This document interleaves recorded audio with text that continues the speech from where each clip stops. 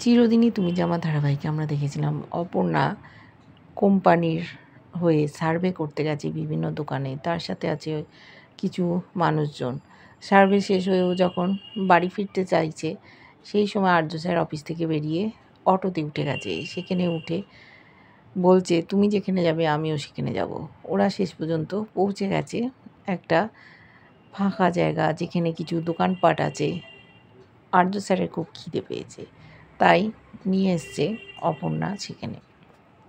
এদিকে আর্য স্যার তো সব কিছু খান না। অপর্ণা এগ রোল অর্ডার করলো, ঝাল ঝাল হবে, চিলি সস দেওয়া থাকবে। আর্য স্যার কী খাবে জানতে চাইলো। আর্য স্যারও বলল আমি ওই একই ঝাল খাবো। বললো আপনি খেতে পারবেন? বললো হ্যাঁ পারবো। দুজনকে দুটো বড় এগ রোল দেওয়া হয়েছে, খাচ্ছে।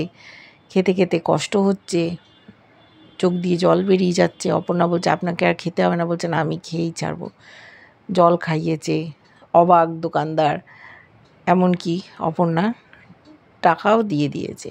আর্য স্যার দিতে যাচ্ছিল, বললো না আপনাকে দিতে হবে না, এটা তো আমার তরফ থেকে ট্রিট। এদিকে দেখেছিলাম অপর্ণার মা বাবা দুজনে বাড়ির মধ্যে ভাবছিল যে আজকের দিনটা বাইরে কোথাও খেলে হয় না। অপর্ণার বাবা বললো হ্যাঁ চলো যাই। বাড়িতে তালা লাগিয়ে বলতে গেছিল ওরই বান্ধবীকে, কিন্তু দেখলো সন্তুর পিসি ওর সাথে খারাপ ব্যবহার করলো, কাউকে কিছু বললো না।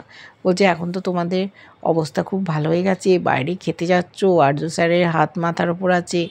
ওরা কিছু না বলেই চলে গেল। বাইরে ফুলের মালা বিক্রি করছিল একটি মেয়ে, সেই মালা কিনলো অপর্ণার বাবা, ওর মাকে পরিয়ে দিল।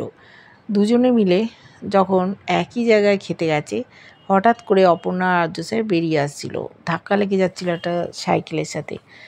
বাঁচানোর জন্য দুজন দুজনকে জড়িয়ে ধরেছে। সেই দৃশ্যটা দেখে ফেলেছে ওর মা বাবা, দেখে অবাক হয়ে গেছে। এটা কি দেখলো? আর্য স্যারও বিব্রত। আর্য স্যারকে গাড়ি অবধি পৌঁছে দিয়ে এলো। অপর্ণা বলল যে স্যার আপনার মনের মধ্যে যে কথাটা চলছে সেই কথাটা যদি আমাকে বলেন তাহলে আপনি হালকা হয়ে যাবেন। কিন্তু আর্য স্যার বলতে চাইছে না, বলছে স্যার আমি খুব তাড়াতাড়ি বড় হয়ে যাব, অনেক দায়িত্ব নিতে পারবো। তখন উনি বলছেন তুমি যদি তাড়াতাড়ি বড় হয়ে যাও আমি তো তত তাড়াতাড়ি বুড়ো হয়ে যাব। নিজের মনেই ভাবছে অপর্ণা যে আমি আপনাকে আগলে রাখবো, আপনার কোনো ক্ষতি হতে দেব না। আর্য স্যার চোখ চাওয়াচাই করে ওখান থেকে বেরিয়ে গেল। দেখছে যে এফএম রেডিওতে বিভিন্ন গান হচ্ছে, অসম বিয়ে, অনেক বয়সের তফাৎ, সেসবগুলো শুনে আরও বিব্রত বোধ করছে। পরের দিন সার্ভে হয়ে গেছে। অপর্ণা তাদের যারা ছিল ওর সাথে চা বিস্কুট খাইয়েছে। একজন ভদ্রলোক বলছে এই মেয়েটি খুব ভালো, এ আমাদের তো এক পয়সা খরচ করতেই দিল না, নিজেই সবটা করলো, এমনকি জেরক্সও করে এনেছে। আরেকটা লোক বলল তাহলে আমরা ভালো মানুষকেই চুজ করেছি। বললো হ্যাঁ এতক্ষণে মীরা ম্যাডাম হলে আমাদের 5 স্টার হোটেলে নিয়ে যেত, আর চিজ স্যান্ডউইচ হোয়াইট টি খেতে খেতে আমাদের অনেক টাকা খুশিয়ে দিত। তারপর বলল যে এই মীরা ম্যাডাম আর্য স্যারের সাথে আছে, আর্য স্যারের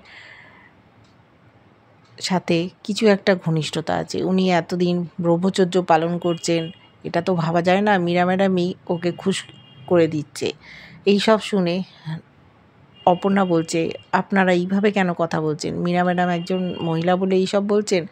এইসব বলার আপনাদের কোনো অধিকার নেই। আর আর্য স্যারকে কতটুকু চেনেন? ওরা তখন বলছে একজনই ভদ্রলোক যে তুমি তো কদিন আগে কাজে ঢুকেছো, তুমি কতটুকু চেনো? খুব ঝামেলা লেগে গেছে। বলছে তুমি আমার মুখে মুখে কথা বলছো, এত বড় সাহস, এই তো সেদিন ঢুকেছো, দাঁড়াও তোমার আমি মজা দেখাচ্ছি। মীরাকে ফোন করেছে, বলছে এই অপর্ণা বলে মেয়েটি খুব অবাধ্য ধরনের, আমার সাথে তর্ক বিতর্ক করছে, এত বড় সাহস, আমি তোমাদের হয়ে কাজ করব না, এইসব বলছে। মীরা ভয় পেয়ে গেছে, বলছে অপর্ণা কি করেছে, কি কথা বলেছে, সে কথা আর বললো না। খারাপ ব্যবহার করেছে, কোনো যদি ওর বিরুদ্ধে স্টেপ না নেওয়া হয় তাহলে ওদের সাথে আর কাজ করবে না।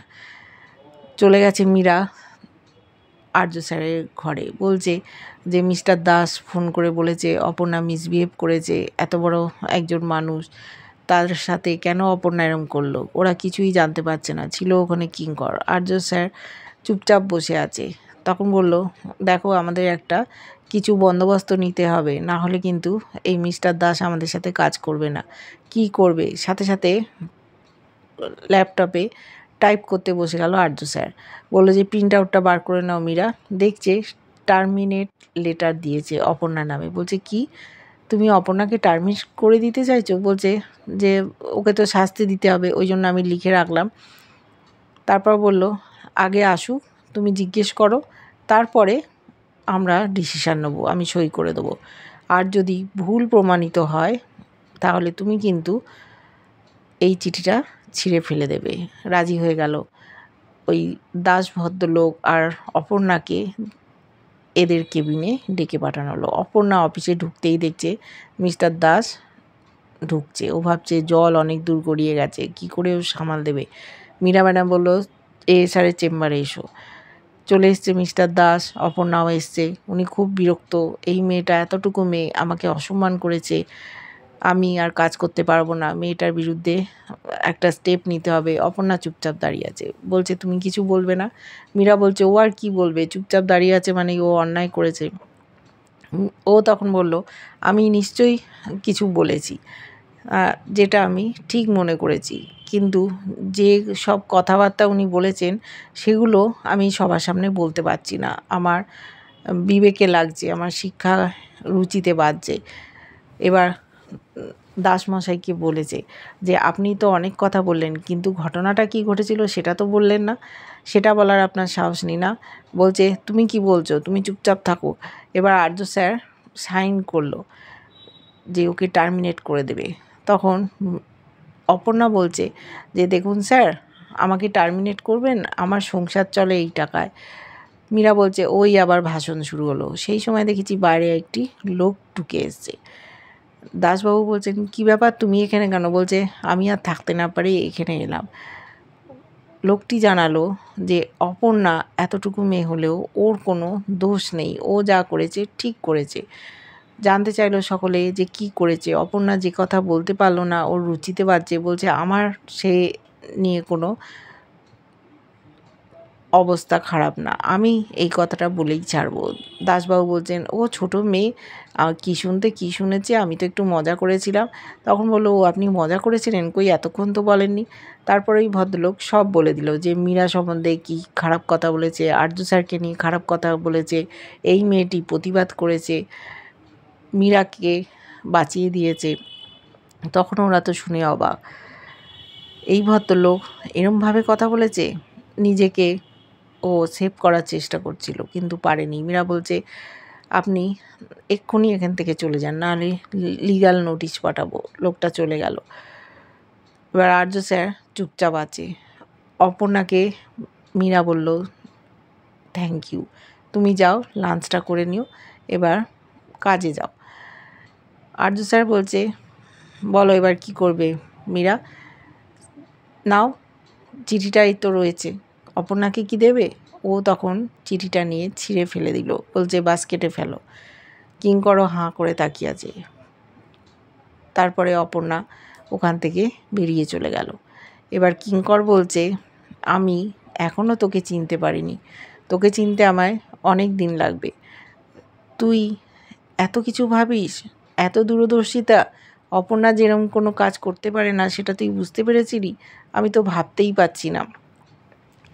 চুপচাপ আর্য স্যার রয়েছে, মুচকি মুচকি হাসি। ওদিকে অপর্ণা ওর ডেস্কে যাবে, বন্ধুবান্ধব সব ছেঁকে ধরেছে। বলছে কী ব্যাপার, তুমি আসার সাথে সাথেই স্যারের চেম্বারে ডাকা হলো, মীরা ম্যাডাম ডাকলো, দেখলাম কিছু কি হয়েছে? মীরা দূর থেকে দেখছে, ভাবছে যদি সব বলে যায় তাহলে কি হবে। তখন ও কায়দা করে বলল না না তেমন কিছু না, এই যে সার্ভে করেছিলাম সেই সম্বন্ধেই জানতে চেয়েছিল। মীরা ওখান থেকে চলে গেল। ও নিজের জায়গায় বসলো, খুশি হলো, ঠাকুরকে ডাকছে যে ঠাকুর তুমি বাঁচিয়ে দিয়েছো আমাকে।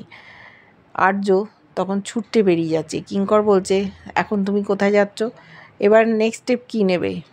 বলছে তার মানে? বলছে আর্য তুমি অপর্ণার প্রেমে পড়ে গেছো। হাঁ করে তাকিয়ে আছে আর্য, কি বলছে? এবারও কি করবে? অপর্ণার কাছে ক্ষমা চাইবে? টার্মিনেট লেটার দিয়েছিল, কিন্তু জানতো অপর্ণা এমন কোনো কাজ করবে না যার জন্য ওকে চাকরি ছেড়ে চলে যেতে হবে। মীরাও হয়তো অপর্ণাকে আস্তে আস্তে বুঝতে পারছে। দেখতে থাকবো ধারাবাহিকটা, কেমন লাগছে জানিও। ভালো লাগলে লাইক কমেন্ট সাবস্ক্রাইব করে যারা ফেসবুক পেজ থেকে দেখছো ফলো করে সাথে থেকো।